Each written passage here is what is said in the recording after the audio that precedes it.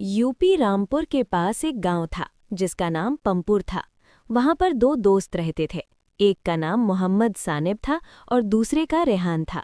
वो दोनों एक मदरसे में पढ़ते थे और बेचारे हाफिज जी से खूब मार खाते थे।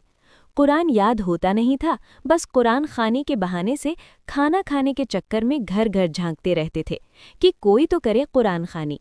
ऐसे चलते चलते 4 साल हो गए और बेचारों ने कुरान हिफ्ज कर लिया। पर बेचारे रेहान हाफिज जी काम करने की ठान कर नैनीताल के पहाड़ों पर चला गया, पत्थर तोड़ना। कुछ सालों में काम भी सीख गया।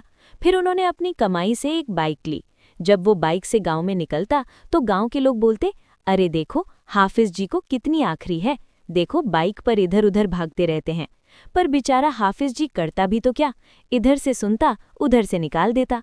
नाम से ही हाफिज जी थे पर करनामे पूरे लफंगों माले थे।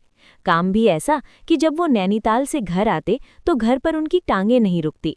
घर पर उसकी अम्मी भी उसको खूब मारती डांटती, पर क्या फायदा। आखिर रेहान हाफिज जी तो थरकी थे। वो अपनी दाढ़ी से थोड़े मजबूर थे, नहीं तो लौंडियाबाजी में सबसे आगे होते। बेचारे कहीं कोई लड़की देखते वहीं उनकी थरक जाग जाती और सोचने लगते, अगर कभी कुछ बोल दिया तो गांव के लोग बोलेंगे कि रेहान हाफिज जी भी थरकी निकले। ऐसे ही सोचते सोचते उनका दोस्त सानिब भी बेरोजगार था।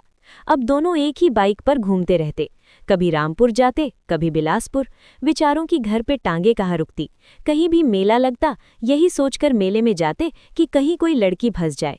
रेहान हाफिज जी बेचारे लड़की के चक्कर में कहीं की शादी भी नहीं छोड़ते, यही सोचकर शादी में जाते कि कोई फंस जाए लड़की, या कहीं का मेला, कुछ भी नहीं छोड़ते।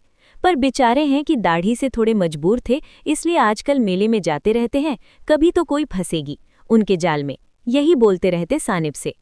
अब तो रेहान हर जुमेरात को गरीब भिखारी को 1 रुपया देना शुरू कर दिया है। भिखारी से बोलते हैं, मेरे लिए दुआ करो कि जल्दी कोई लड़की फंस जाए। अब सबकी नज़र भिखारी पर है कि कब उसकी दुआ कबूल हो। बेचारे रेहान हाफिज जी